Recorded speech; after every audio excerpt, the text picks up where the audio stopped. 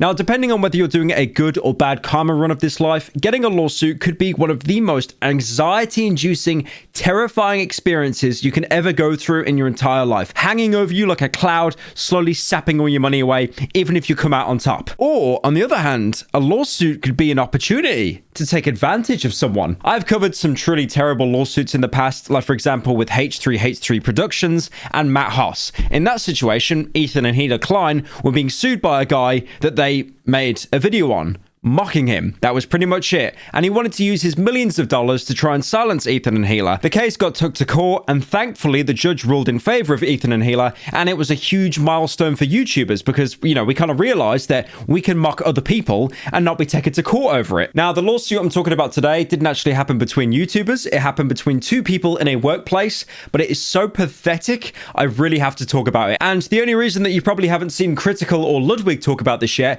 is because this happened again in the UK.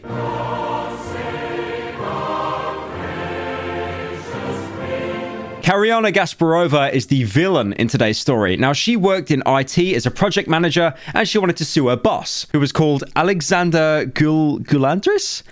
There's some big words in here. I might need the thesaurus. Now, Karyana wanted to sue her boss, Alex, for sexual harassment in the workplace. Now, I know the majority of my audience is a complete sausage fest, but that being said, sexual harassment in the workplace is no joke, and unfortunately, it is very common. I'm not making this video to say workplace harassment doesn't happen, because it does. It definitely does. I mean, for example, again in the UK, one of the Tesco chairmen actually had to stand down, Tesco being like a huge UK supermarket. The fact that I need to explain to you what Tesco is. Well, that's mad, guys. I've been in Tesco's bare, yeah, but I didn't know, yeah, they got the finger cleaner, so you put your finger in it and it cleans your finger. That's all nuts.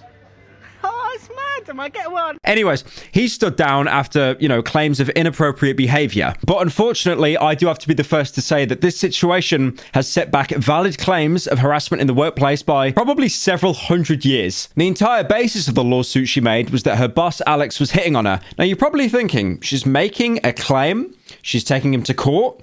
There has to be some kind of evidence here. And don't worry, she has him dead to rights, like the time when he sent XX to her in an email. Now, we all know what the XX means, right? It's what you send to your kitten on Discord. It means you love someone. But apparently, Alex wasn't using it to send kisses. He was using it as a way to explain that he needs more information in an email. Kind of like how you'd use the ellipsis or the three dots just to kind of allude, yeah, I need some more context here. Now, I can understand that some of you are very skeptical because I have never in my life heard XX in an email ever being used to ask for more context. Never. So you might even say at this point, I'm mansplaining and Alex really is the villain here. But believe me when I say the rabbit hole, oh, it gets so much deeper. Apparently as well, at one point, Alex, her boss, renamed a file on his computer with the initials AJG, which Karyana claimed was an acronym for a jumbo genital. It's almost like Alex wants to do, you know, a little bit of foreplay with her. Could you please look at my jumbo genital? No, I'm not joking, please. No, my jumbo genital that's right here, please. Please observe it. I'm not, no, please. I know I renamed the file in the workplace, but I'm begging, look, Karyana, I don't know how to say your name. I'm desperate, okay? Now, surely, she has her boss absolutely dead to rights here. There is no way that file, AJG, could be anything than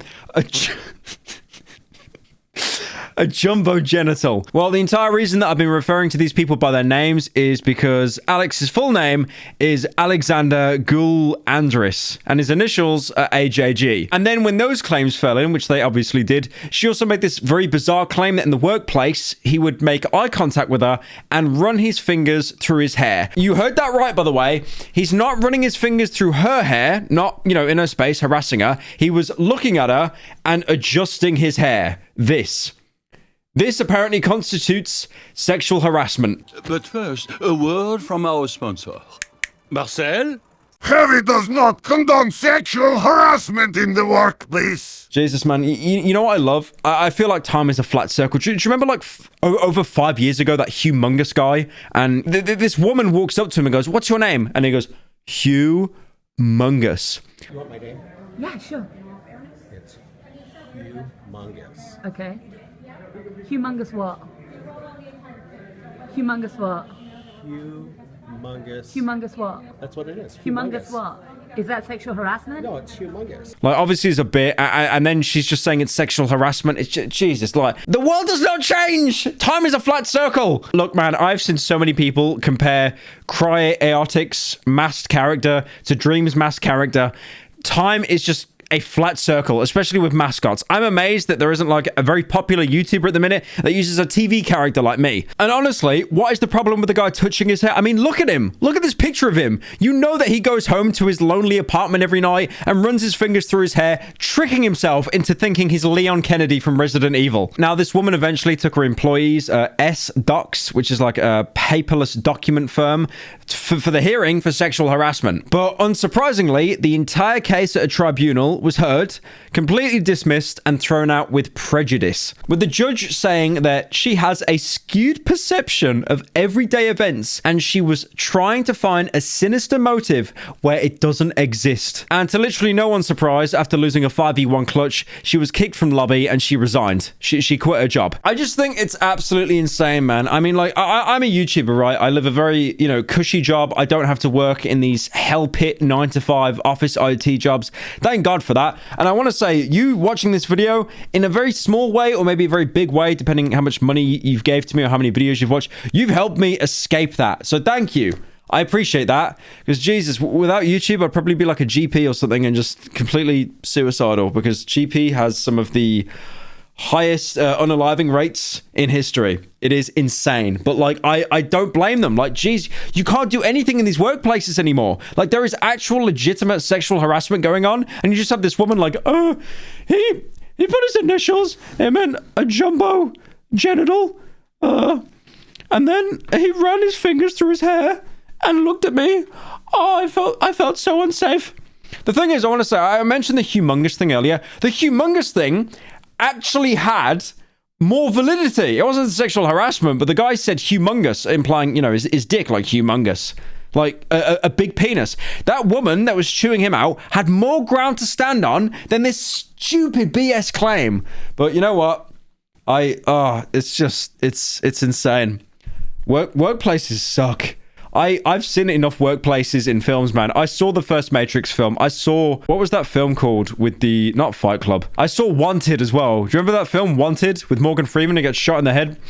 That's because he worked in a workplace.